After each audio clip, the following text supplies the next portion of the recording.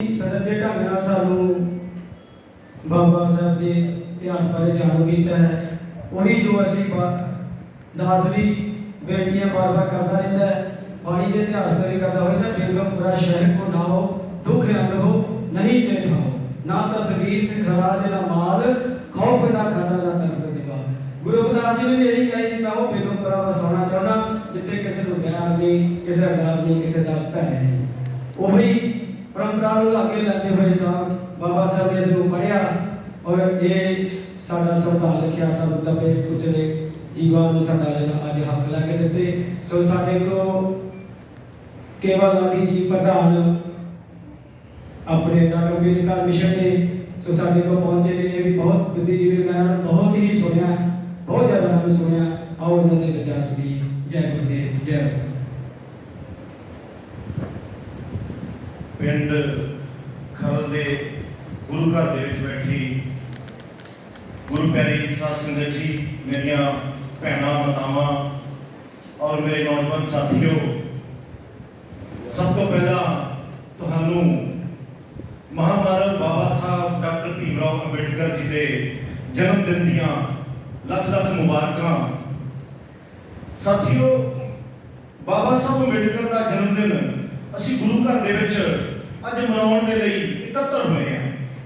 ये समझना बड़ा जरूरी है कि बाबा साहब अंबेडकर इहो जिहा किहड़ा काम करके चला गया कि बाबा साहब अंबेडकर का जिहड़ा जन्मदिन है असी अपने गुरु घरां दे विच भी मना रहे हैं और नाल दी नाल अपने घरां दे विच भी मना रहे हैं।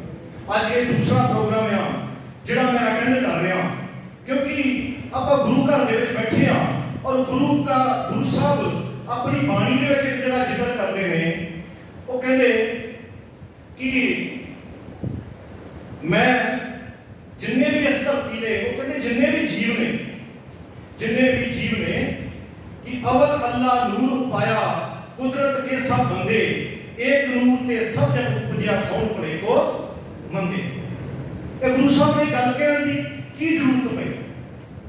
गुरु साहब जो कोई समाज के विच बुराई आ जाती है तो महापुरुष उस गल का होका दिंदे ने। बहुत सारे महापुरुषों को तुसीं सुनिया होगा, वो कहेंगे शराब ना पियो। इसका मतलब की है कि लोग शराब पीते हैं, लोग शराब पीते हैं, लोग गलत काम करते हैं। तो गुरु साहब ने की क्या, एक बड़ी हैरान करने वाली गल लगती है और बड़ा मामूली जिहा शब्द लगता की कहते हैं, अवल अल्लाह नूर पाया कुदरत के सब बंदे, एक नूर ते सब जग उपजिया कौन भले को मंदे। इसका मतलब की सी कि बंदियां दे विच पाड़ा पै चुकिया सी। एक जमात इस देश दे विच इहो जी सी जिहड़ी ये गल कहती सी कि आ बंदा उच्चा ते आ बंदा नीवा। बाबा साहब अंबेडकर ने एक जगह जिक्र किया है, वो कहते कि दुनिया दे विच गल बड़ी गौर नाल सुनने वाली है। वो कहते दुनिया दे विच दो तरह के ही मैं जीव देखदा। किहड़े जीव देखदा, एक मनुख ने और दूसरे पशु परिंदे ने। एक मनुख ने, दूसरे पशु परिंदे ने। पर बाबा साहब अंबेडकर कहते भारत मैं एक इहो जिहा देश देखदा जिहदे विच तीन तरह के जीव ने, एक मनुख ने, एक पशु परिंदे ने और एक अछूत ने। और बाबा साहब अंबेडकर एक गल लिखदे आ, कहंदे मनुखां दे विच और जानवरां दे विच जिहड़ी आ समाजिक साਂਝ हुंदी है। एड्डी वड्डी क्रांति जिहड़ी दशमेश पिता की गल की, एड्डी वड्डी क्रांति जिहड़ी उन्होंने शुरू की सतगुरु नानक देव ने, और उसके तो पहला सतगुरु नानक तो पहला सतगुरु नामदेव, सतगुरु रविदास, सतगुरु कबीर ने वो क्रांति जिहड़ी आ वो साडे लोकां दे भले दे लई सी। वो क्रांति की सी जिहदी गल बाबा साहब अंबेडकर जिक्र कर रहे हैं। जिद्दां गुरु साहब ने लिखिआ, इन्नी गरीब सिखां को दूं पातशाही, क्यों इन्हां गरीब सिखां नूं पातशाही देण दी गल कर रहा दशमेश पिता, ये गल समझण दी। तो बाबा साहब अंबेडकर लिखते कहते मैं देख रहा कि भारत के विच तीन तरह के जीव ने, एक मनुख ने, दूसरे परिंदे ने और तीसरे अछूत ने। जानवरों के विच और मनुखों के विच समाजिक साਂਝ हो सकती है। की साਂਝ हो सकती है, तुसीं घरां दे विच अपने जानवर रखे ने, लोग बहुत सारे लोग अपने घरां दे विच कुत्ते रखे ने, उन्होंने मੱਝਾਂ गाइयां रखियां ने, तुसीं पानी पिआउंदे हो, पट्ठे पाउंदे हो, कदी शोक की कि आ गाइयां आ मੱਝ आ मैं ते लागे नहीं। पर एक जमात इहो जी इस देश दे विच, वो कहंदे कि मैं ते लागे नहीं। पर एक जमात इहो जी इस देश दे विच, वो कहंदे कि मैं ते लागे नहीं। पर एक जमात इहो जी इस देश दे विच, वो कहंदे कि मैं ते लागे नहीं। पर एक जमात इहो जी इस देश दे विच, वो कहंदे कि मैं ते लागे नहीं। पर एक जमात इहो जी इस देश दे विच, ਇੱਕ ਜਮਾਤ ਇਹੋ ਜਿਹੀ ਇਸ ਦੇਸ਼ ਦੇ ਵਿੱਚ ਜਿਹਦੀ ਗੱਲ ਜਿਸ ਰਹਿਬਰ ਦੀ ਗੋਦ 'ਚ ਬੈਠੇ ਉਹਨੇ ਖੁਦ ਲਿਖਿਆ ਬਾਣੀ 'ਚ ਮੇਰੀ ਕੋਈ ਗੱਲ ਨਹੀਂ। ਦਰਦ ਦੇਖ ਸਭ ਕੋ ਹਸੇ ਐਸੀ ਦਸ਼ਾ ਹਮਾਰੀ। ਇਹੋ ਜਿਹੀ ਦਸ਼ਾ ਮੇਰੇ ਵੱਲ ਵੇਖ ਕੇ ਹੱਸਦੇ ਲੋਕ। ਇਹ ਸਤਿਗੁਰੂ ਰਵਿਦਾਸ ਮਹਾਰਾਜ ਨੇ ਆਪਣੀ ਬਾਣੀ 'ਚ ਲਿਖਿਆ। ਕਬੀਰ ਮੇਰੀ ਜਾਤ ਕੋ ਸਭ ਕੋ ਹੱਸਦੇ ਹਾਰ। ਮੇਰੀ ਜਾਤ ਤੇ ਲੋਕ ਹੱਸਦੇ ਆ। ਭਾਰਤ ਇੱਕ ਇਹੋ ਜਿਹਾ ਦੇਸ਼ ਜਿੱਥੇ ਕੁਦਰਤ ਦੇ ਨਿਯਮ ਜਿਹੜੇ ਆ ਉਹ ਵੀ ਖਤਮ ਕਰ ਦਿੱਤੇ ਗਏ ਇਸ ਦੇਸ਼ ਦੇ ਮਨੁਵਾਦੀ ਸਿਸਟਮ ਨੂੰ। ਕਿਉਂਕਿ ਜਦ ਮਨੁੱਖ ਪੈਦਾ ਹੁੰਦਾ ਤਾਂ ਮਨੁੱਖ ਨੂੰ 5 ਅਧਿਕਾਰ ਮਿਲਦੇ ਨੇ। ਸਭ ਤੋਂ ਪਹਿਲਾਂ ਉਹਨੂੰ ਜਿੰਦਾ ਰਹਿਣ ਦਾ ਅਧਿਕਾਰ ਮਿਲਦਾ ਹੈ ਕਿ ਕੋਈ ਮਨੁੱਖ ਜਦ ਪੈਦਾ ਹੋ ਗਿਆ ਤਾਂ ਕਿਸੇ ਨੂੰ ਕੋਈ ਅਧਿਕਾਰ ਨਹੀਂ ਕਿ ਉਹਨੂੰ ਜਾਣ ਬੁੱਝ ਕੇ ਜਿਹੜਾ ਉਹਨੂੰ ਮਾਰ ਦਿੱਤਾ ਜਾਏ। ਔਰ ਕੁਦਰਤ ਦੇ ਨਿਯਮ ਉਹਦੇ ਤੇ ਲਾਗੂ ਨੇ। ਉਹ ਕਿਹੜੇ ਨੇ? ਉਹਨੂੰ ਹਵਾ ਦਿੱਤੀ ਉਹਦਾ ਬਰਾਬਰ ਅਧਿਕਾਰ ਆ, ਉਹਦਾ ਪਾਣੀ ਦੇ ਉੱਪਰ ਬਰਾਬਰ ਅਧਿਕਾਰ ਆ, ਔਰ ਉਹਦਾ ਧੁੱਪ ਦੇ ਉੱਪਰ ਵੀ ਬਰਾਬਰ ਅਧਿਕਾਰ। ਲੇਕਿਨ ਇਸ ਦੇਸ਼ ਦੇ ਵਿੱਚ ਕੀ ਵਾਪਰਿਆ? ਇਸ ਦੇਸ਼ ਦੇ ਵਿੱਚ ਉਸ ਸਿਸਟਮ ਨੇ ਤੁਹਾਡੇ ਗਲਾਂ ਦੇ ਵਿੱਚ ਕੁਝੇ ਪਾ ਦਿੱਤੇ, ਪਿੱਛੇ ਝਾੜੂ ਬੰਨ ਦਿੱਤੇ ਔਰ ਨਾਲ ਦੀ ਨਾਲ ਫਰਮਾਨ ਜਾਰੀ ਕਰ ਦਿੱਤਾ ਕਿ ਸ਼ੂਦਰ ਦੇਸ਼ ਦੀਆਂ ਸੜਕਾਂ ਦੇ ਉੱਪਰ ਜਿਹੜਾ ਉਹ ਸ਼ਾਮ ਦੇ ਵੇਲੇ ਨਿਕਲ ਨਹੀਂ ਸਕਦਾ। ਜਦ 2 ਪਰਛਾਵੇਂ ਬੰਦੇ ਆ ਨਿਕਲ ਨਹੀਂ ਸਕਦਾ। ਤਾਂ ਇਹਦਾ ਮਤਲਬ ਕੁਦਰਤ ਦਾ ਕਾਨੂੰਨ ਉਸ ਜਗ੍ਹਾ ਦੇ ਉੱਤੇ ਆ ਕੇ ਖਿਲਾਫ ਹੋ ਗਿਆ। ਦੂਸਰੀ ਗੱਲ, ਖਾਣ ਦਾ ਅਧਿਕਾਰ ਮਿਲਦਾ। ਤੁਹਾਨੂੰ ਖਾਣ ਦਾ ਅਧਿਕਾਰ ਮਿਲਦਾ। ਪੁਰਾਣੇ ਬਜ਼ੁਰਗ ਜਿਹੜੇ ਉਹ ਜਾਣਦੇ ਹੋਣਗੇ ਕਿ ਜਦੋਂ ਸਾਡੇ ਸਮਾਜ ਦੇ ਵਿੱਚੋਂ ਕੋਈ ਕਣਕ ਦੀ ਰੋਟੀ ਖਾ ਲੈਂਦਾ ਸੀ ਤਾਂ ਸ਼ਾਇਦ ਉਸ ਬੰਦੇ ਨੂੰ ਜਾ ਕੇ ਉਹਦੇ ਘਰ ਦੇ ਵਿੱਚ ਵੀ ਚੈੱਕ ਕੀਤਾ ਜਾਂਦਾ ਸੀ ਕਿ ਇਹਦੇ ਘਰ ਤੇ ਕਣਕ ਦੀ ਰੋਟੀ ਹੈ ਨਹੀਂ। ਦੁਸ਼ਮਣ ਨੇ ਸਾਨੂੰ ਚੰਗਾ ਖਾਣ ਵੀ ਨਹੀਂ ਦਿੱਤਾ। ਤੀਸਰੀ ਗੱਲ, ਕੁਦਰਤ ਦਾ ਨਿਯਮ ਆ ਕਿ ਹਰ ਇਨਸਾਨ ਨੂੰ ਖਾਣ ਤੋਂ ਬਾਅਦ ਉਸ ਇਨਸਾਨ ਨੂੰ ਪਹਿਨਣ ਦਾ ਵੀ ਅਧਿਕਾਰ ਹੈ। ਤੁਸੀਂ ਕੱਪੜੇ ਪਾ ਸਕਦੇ ਹੋ, ਮਨ ਆਏ ਕੱਪੜੇ ਪਾ ਸਕਦੇ ਹੋ। ਅੱਜ ਇਸ ਰਹਿਬਰ ਦੀ ਫੋਟੋ ਲੱਗੀ ਆ, ਇਹ ਉਹਦਾ ਕ੍ਰਿਸ਼ਮਾ ਹੈ ਕਿ ਤੁਸੀਂ ਸੋਹਣੇ ਸੋਹਣੇ ਕੱਪੜੇ ਪਾ ਕੇ ਬੈਠੀਏ, ਤੁਹਾਡੇ ਸਿਰਾਂ ਤੇ ਚੁੰਨੀਆਂ। ਜਦਕਿ ਮਨੂ ਦਾ ਸਿਸਟਮ ਇਹ ਕਹਿੰਦਾ ਕਿ ਭਾਰਤ ਦੀ ਔਰਤ ਛਾਤੀ ਤੋਂ ਨੰਗੀ ਰਹੇ। ਇਹ ਇਸ ਰਹਿਬਰ ਦਾ ਕ੍ਰਿਸ਼ਮਾ ਹੈ ਕਿ ਜਿਸ ਰਹਿਬਰ ਨੇ ਅੱਜ ਤੁਹਾਡੇ ਸਿਰਾਂ ਦੇ ਉੱਪਰ ਚੁੰਨੀਆਂ ਔਰ ਸਾਡੇ ਭਾਈਆਂ ਦੇ ਸਿਰਾਂ ਤੇ ਪੱਗ ਜਿਹੜੀ ਆ ਉਹ ਸਜਾਈ ਆ, ਇਹ ਉਸ ਰਹਿਬਰ ਦਾ ਕ੍ਰਿਸ਼ਮਾ। ਔਰ ਸਾਨੂੰ ਕੱਪੜਾ ਪਹਿਨਣ ਦਾ ਅਧਿਕਾਰ ਨਹੀਂ। ਸ਼ੂਦਰ ਦਾ ਸ਼ਿੰਗਾਰ ਪਾਟੀਆਂ ਪੁਰਾਣੀਆਂ ਲੀਰਾਂ ਕਿ ਤੁਸੀਂ ਪਾਟੀਆਂ ਲੀਰਾਂ ਹੋ। ਇਹ ਮਨੂ ਦਾ ਕਾਨੂੰਨ ਇਹ ਗੱਲ ਕਹਿੰਦਾ। ਔਰ ਉਸ ਤੋਂ ਬਾਅਦ ਕੰਮ ਕਰਨ ਤੋਂ ਬਾਅਦ ਸਾਨੂੰ ਕੰਮ ਕਰਨ ਦਾ ਵੀ ਅਧਿਕਾਰ ਮਿਲਿਆ। ਕੁਦਰਤ ਜਿਹੜੀ ਆ ਉਹ ਹਰ ਇਨਸਾਨ ਨੂੰ ਕੰਮ ਕਰਨ ਦਾ ਅਧਿਕਾਰ ਮਿਲਦੀ ਆ ਕਿ ਜੇ ਤੂੰ ਜਿੰਦਾ ਰਹਿਣਾ ਤਾਂ ਤੂੰ ਆਪਣੀ ਮਰਜ਼ੀ ਦਾ ਕੰਮ ਜਿਹੜਾ ਉਹ ਕਰ ਸਕਦਾ ਹੈ। ਲੇਕਿਨ ਇਸ ਦੇਸ਼ ਦਾ ਪੁਰਾਤਨ ਕਾਨੂੰਨ ਇਹ ਗੱਲ ਕਹਿੰਦਾ ਕਿ ਸ਼ੂਦਰ ਦਾ ਅਧਿਕਾਰ ਪੁਰਾਣੇ ਜਿਹੜੇ ਜੋ ਘਟੀਆ ਕੰਮ ਨੇ, ਗੰਦਗੀ ਦੇ ਵਿੱਚ ਗੰਦਗੀ ਚੁੱਕਣੀ, ਉਹਦਾ ਅਧਿਕਾਰ ਹੈ। ਚੰਮ ਦਾ ਮਰਿਆ ਡੰਗਰ ਚੁੱਕਣਾ ਉਹਦਾ ਅਧਿਕਾਰ ਹੈ, ਉਹਦੀ ਮਰਜ਼ੀ ਤੋਂ ਬਿਨਾਂ ਉਹਦੇ ਤੇ ਥੋਪੇ ਹੋਏ ਕੰਮ। ਔਰ ਉਸ ਤੋਂ ਬਾਅਦ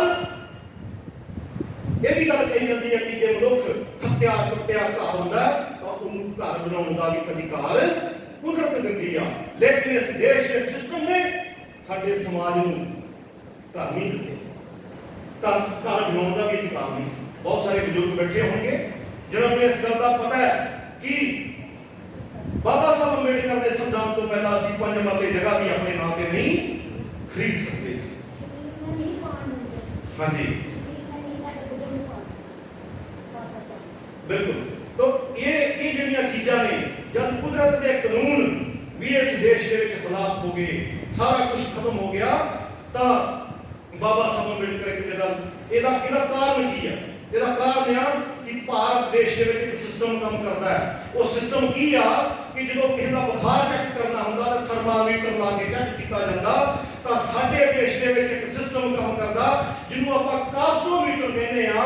ਉਹ ਕਾਸਟ ਵੇਖ ਕੇ ਉਸ ਇਨਸਾਨ ਦੀ ਜਿਹੜੀ ਆ ਇੱਜ਼ਤ ਉਹ ਤੈਅ ਕਰਦਾ। ਅੱਜ ਬਾਬਾ ਸਾਹਿਬ ਅੰਬੇਡਕਰ ਵਰਗਾ ਵਿਦਵਾਨ ਇਸ ਧਰਤੀ ਦੇ ਉੱਪਰ ਕੋਈ ਨਹੀਂ ਸੀ ਉਸ ਵੇਲੇ, ਔਰ ਅੱਜ ਵੀ ਕੋਈ ਨਹੀਂ ਆ। ਅੱਜ ਵੀ ਉਸ ਵਿਦਵਾਨ ਦੇ ਵਰਗਾ ਕੋਈ ਨਹੀਂ ਆ। ਲੇਕਿਨ ਬਾਬਾ ਸਾਹਿਬ ਅੰਬੇਡਕਰ ਨੂੰ ਅੱਜ ਵੀ ਤੁਸੀਂ ਫੇਸਬੁੱਕ ਤੇ ਔਰ ਹੋਰ ਜਗ੍ਹਾ ਦੇਖੋ, ਜਿੰਨੀਆਂ ਮੂਰਤੀਆਂ ਉਸ ਮਹਾਪੁਰਸ਼ ਦੀਆਂ ਟੁੱਟ ਰਹੀਆਂ ਸ਼ਾਇਦ ਕਿਸੇ ਦੀਆਂ ਨਹੀਂ।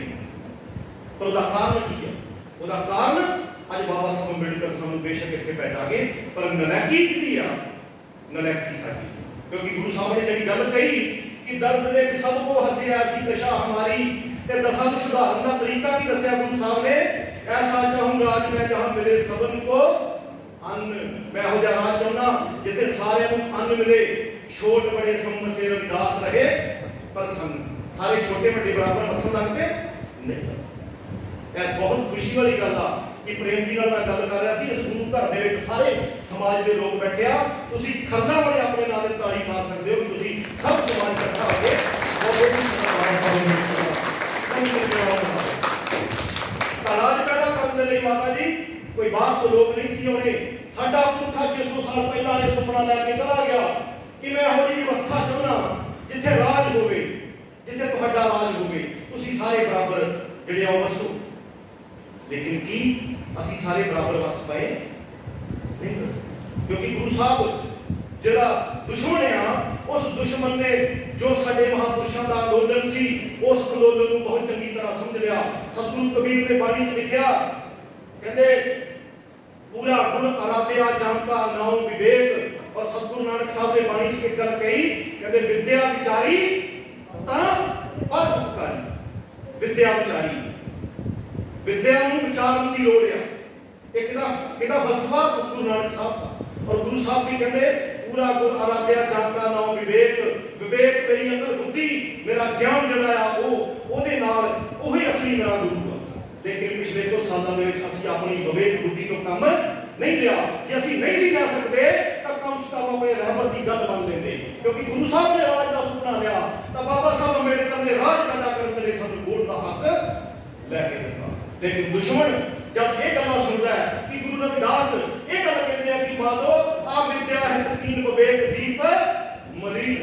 जब तो दुश्मन ये महसूस करता है कि बाबा नानक विद्या की गल करता है, जब वो महसूस करता कि कबीर साहब विद्या की गल करते हैं, जब वो महसूस करता कि बुद्ध कहते हैं कि बुद्धम शरणम गच्छामि जेड़ा अकल की शरण च जाऊगा उसका कल्याण होगा, तो दुश्मन ने स्ट्रैटेजी बना ली कि मैं इस समाज को पढ़न नहीं इस समाज को पढ़न नहीं दे। तो उन्होंने प्रबंध की किया। बाबा साहब अंबेडकर ने गुरु साहब की सोच से पहरा दिंदे हुए भारतीय संविधान की धारा 46 दे विच ये अमेंडमेंट की कि जिहड़ी देश की सरकार आ वो की करूगी, वो देश की सरकार जिहड़ी आ वो लोकां दी एजुकेशन का प्रबंध करेगी। लोकां दी एजुकेशन का प्रबंध करेगी। मैं कुछ आंकड़े तुहाडे सामने रखना चाहना।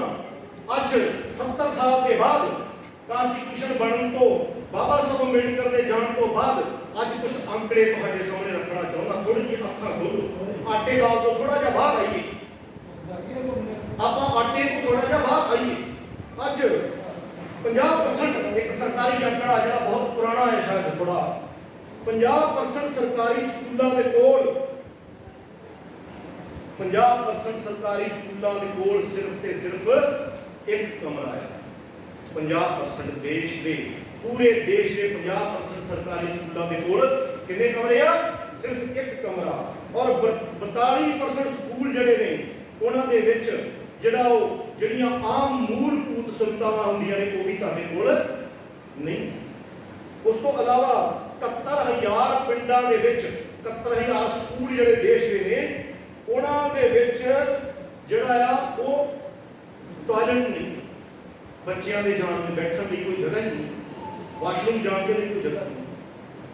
1,91,000 पिंडों के स्कूल ही नहीं। ये सरकारी आंकड़े असीं की लभ रहे हैं? असीं आटा दाल लभ रहे हैं। साडे पुरखे के सिद्धांत नूं दिन रात धज्जियां उड़ाईयां जा रही हैं। और 15 करोड़ बच्चे पूरे विश्व के वो स्कूल नहीं जाते। 15 करोड़ बच्चे पूरे विश्व के स्कूल नहीं जाते। किन्ने देश ने? और ਉਹਦੇ ਵਿੱਚ 13 ਕਰੋੜ ਬੱਚੇ ਜਿਹੜੇ ਆ ਭਾਰਤ ਦੇਸ਼ ਦੇ ਨੇ, ਤੁਹਾਡੇ ਬੱਚੇ।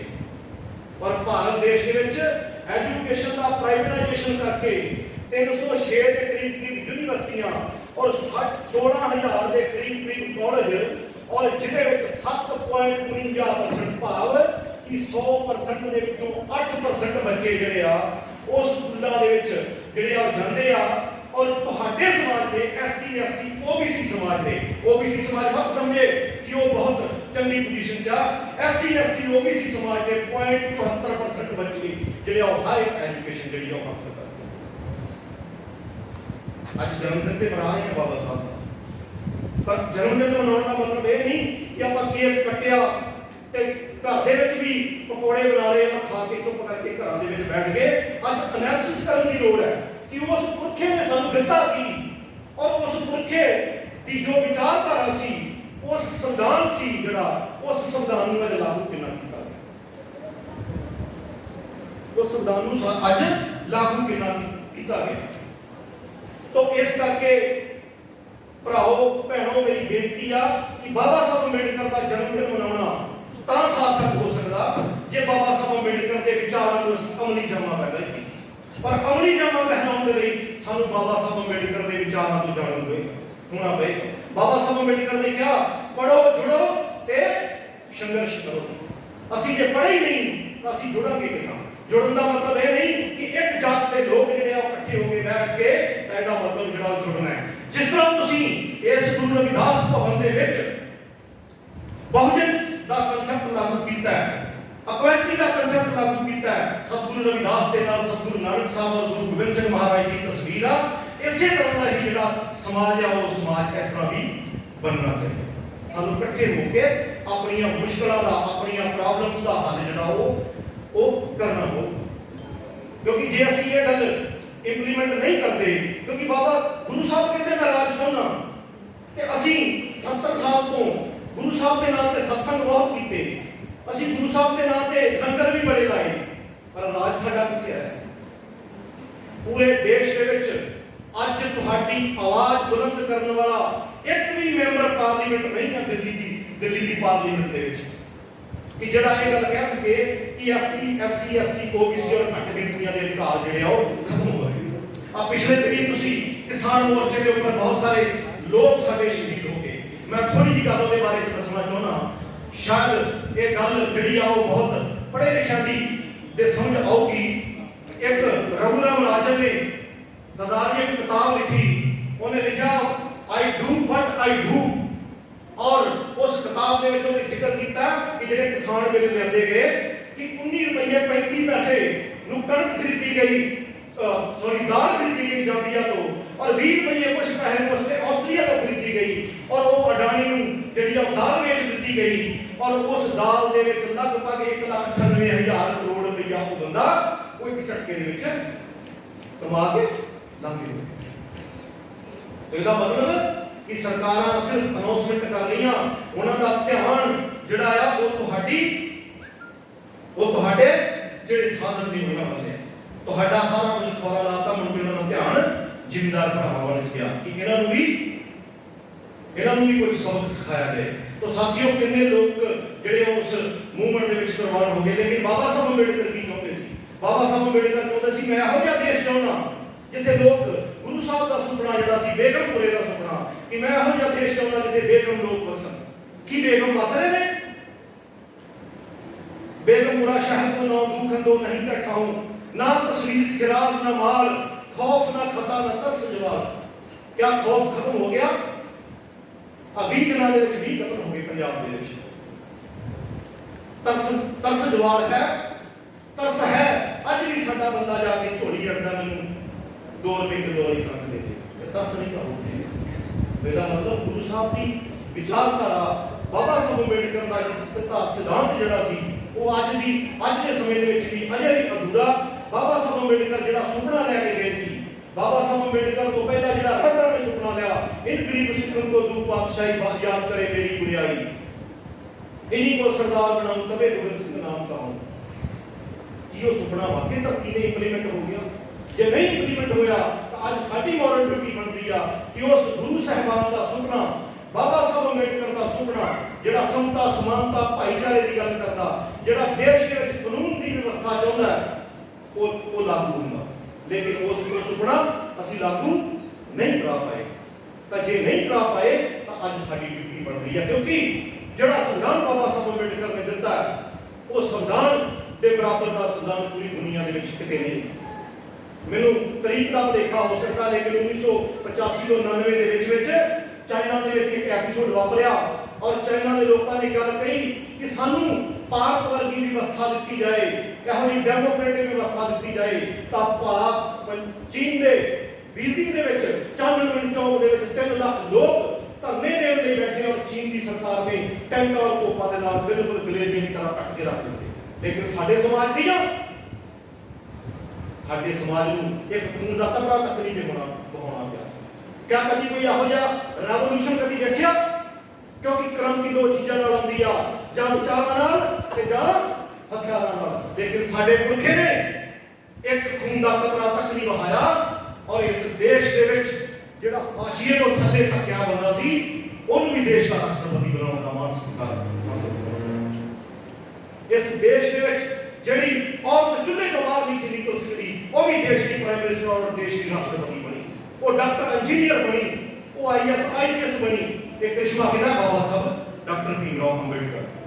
तो इस करके भैनों, मैं समा बहुत हो गया, मैं ज्यादा गल्लां ना करता होया आप सब तो इन्नियां बेनतियां करता होया रजा चाहना कि जिथे जाग जाइए उत्थे सवेरा। अज भी ये दोने तिन्ने रहबर जिन्हां दी फोटोआं लगियां, इन्हां दे संघर्ष दे विच कमी नहीं आ, इन्हां दे संघर्ष दे विच फर्क नहीं आ। बेशक गुरु रविदास जी दी बाणी नूं पढ़ लो तां तुहानूं बाबा साहब अंबेडकर दी जिहड़ी जोगी ते कम ने उहदी झलक मिल जाएगी। क्योंकि बाबा साहब अंबेडकर ने गल कही आ, वो कहंदे मैं अपने तो पहले संतां दे संघर्ष का थोड़ा जिहा कर्जा ला के चलिया। वो कर्जा की सी? गुरु राज चाहुंदा सी। बाबा साहब ने कहा आ जिहड़े निमाणे नताणे लोग ने इन्हां नूं मैं वोट का हक दे दिता है। अज जिद्दन वोट पैनी हुंदी है उस दिन तुहानूं सारे आके नमस्कार सत श्री अकाल चलो साडे हक विच पा लओ। गुरु ने कहा बेगम मैं ये लोग एजुकेट होने चाहिए ने। बाबा साहब अंबेडकर ने संविधान अमेंडमेंट ला दी, तुसीं स्कूलों में जा सकते हो। जिस दिन ये रहबर स्कूल दे विच गया, इस रहबर नूं स्कूल दे अंदर नहीं वड़ दिता गया। लेकिन असीं जिन्ने बैठे आ सानूं किसी ने स्कूल दे अंदर वड़न तो रोकिया नहीं। ये किहदा करिश्मा है? उस सानूं पानी नहीं पीण दिता गया, छप्पड़ तो भी पानी नहीं पीण दिता गया। लेकिन असीं अपने घरां दे विच आरओ लवाए ने, असीं बिसलेरी दा पानी पीने आ। ये किहदा करिश्मा है? उस रहबर दा करिश्मा। इसलिए मैं भैणां नूं खास करके एक लास्ट बेनती करना चाहुंदा। भैणों, माता रमाबाई अंबेडकर जिहड़ी बाबा साहब अंबेडकर दी पत्नी सी, ਉਹਦੇ 5 ਬੱਚੇ ਸੀ ਜਿਨ੍ਹਾਂ ਦੇ ਵਿੱਚੋਂ 4 ਬੱਚੇ ਦਵਾਈ ਔਰ ਇਲਾਜ ਤੋਂ ਮਰ ਗਏ। ਔਰ ਜਿਸ ਦਿਨ ਉਹਨਾਂ ਦੇ ਬੇਟੇ ਦੀ ਡੈਥ ਹੋਈ ਤਾਂ ਬਾਬਾ ਸਾਹਿਬ ਅੰਬੇਡਕਰ ਦੀ ਪਤਨੀ ਦੇ ਕੋਲ ਔਰ ਬਾਬਾ ਸਾਹਿਬ ਅੰਬੇਡਕਰ ਦੇ ਕੋਲ ਉਹਨਾਂ ਦੇ ਸੰਸਕਾਰ ਦੇ ਲਈ ਵੀ ਕੱਪੜਾ ਨਹੀਂ ਸੀ। ਔਰ ਮਾਤਾ ਰਮਾਬਾਈ ਅੰਬੇਡਕਰ ਨੇ ਆਪਣੀ ਸਾੜੀ ਦਾ ਪੱਲੂ ਪਾ ਕੇ ਉਸ ਬੱਚੇ ਦਾ ਸੰਸਕਾਰ ਕੀਤਾ। ਔਰ ਬਾਬਾ ਸਾਹਿਬ ਅੰਬੇਡਕਰ ਨੂੰ ਉਹਨਾਂ ਕੱਟ ਦੇ ਲਈ ਬਾਬਾ ਸਾਹਿਬ ਅੰਬੇਡਕਰ ਨੇ ਗਵਰਨਮੈਂਟ ਕਾਨਫਰੰਸ ਦੇ ਲਈ ਜਾਣਾ ਸੀ ਤਾਂ ਮਾਤਾ ਰਮਾਬਾਈ ਅੰਬੇਡਕਰ ਨੇ ਕਿਹਾ ਕਿ ਬਾਬਾ ਸਾਹਿਬ ਅੰਬੇਡਕਰ ਜੋ ਹੋਣਾ ਸੀ ਹੋ ਗਿਆ, ਤੁਸੀਂ ਅੱਜ ਉਸ ਅਧਿਕਾਰਾਂ ਦੀ ਜੰਗ ਦੇ ਲਈ ਪ੍ਰਸਥਾਨ ਕਰੋ। ਜੇ ਅੱਜ ਤੁਸੀਂ ਉੱਥੇ ਨਾ ਪਹੁੰਚੇ ਤਾਂ ਗਾਂਧੀ ਐਂਡ ਪਾਰਟੀ ਮੇਰੇ ਹਜ਼ਾਰਾਂ ਰਾਜਰਤਨ ਜਿਹੜੇ ਨੇ ਮੇਰੇ ਉਹਨਾਂ ਦੇ ਪੁੱਤਰ ਦਾ ਨਾਮ ਸੀ, ਹਜ਼ਾਰਾਂ ਰਾਜਰਤਨਾਂ ਦਾ ਕਤਲ ਕਰ ਦੇਣਗੇ। ਅੱਜ ਅਸੀਂ ਆਪਣੇ ਪੁੱਤਰ ਜੰਮਦਿਆਂ ਸੁਪਨਾ ਲੈਣੀਆਂ, ਮੇਰਾ ਪੁੱਤਰ ਵੱਡਾ ਹੋਊਗਾ, ਸੋਹਣੀ ਜੀ ਨੂੰਹ ਲਿਆ ਕੇ ਆਊਗਾ, ਡਾਕਟਰ ਬਣੂਗਾ, ਇੰਜੀਨੀਅਰ ਬਣੂਗਾ। ਉਹ ਕ੍ਰਿਸ਼ਮਾ ਉਸ ਮਾਂ ਦਾ ਆ ਜਿਸ ਮਾਂ ਨੇ ਆਪਣੇ ਟੋਟੇ ਜਿਗਰ ਦੇ ਜਿਹੜੇ ਉਸ ਮਰਵਾ ਲਏ। ਲੇਕਿਨ ਸਾਨੂੰ ਇਸ ਕੰਮ ਦੇ ਲਈ ਕਾਬਲ ਕਰ ਦਿੱਤਾ ਕਿ ਅਸੀਂ ਆਪਣੇ ਬੱਚਿਆਂ ਦੇ ਜਨਮ ਦਿਨ ਔਰ ਹੋਰ ਜਿਹੜੇ ਫੈਸਟੀਵਲ ਖੁਸ਼ੀ ਦੇ ਨਾਲ ਮਨਾ ਸਕੀਏ। ਤੋ ਇੰਨੀਆਂ ਬੇਨਤੀਆਂ ਮੇਰੀਆਂ ਪ੍ਰਵਾਨ ਕਰਿਓ। ਧੰਨਵਾਦ। ਜੈ ਭੀਮ, ਜੈ ਭਾਰਤ। ਬੋਲਦਿਆਂ ਮੇਰੇ ਕੋਲ ਕੋਈ ਗਲਤੀ ਹੋ ਗਈ ਹੈ ਉਹਦੀ ਮੈਂ ਮਾਫੀ ਚਾਹੁੰਦਾ। ਜੈ ਭੀਮ, ਜੈ ਭਾਰਤ। ਨਮੋ ਬੁੱਧਾਏ।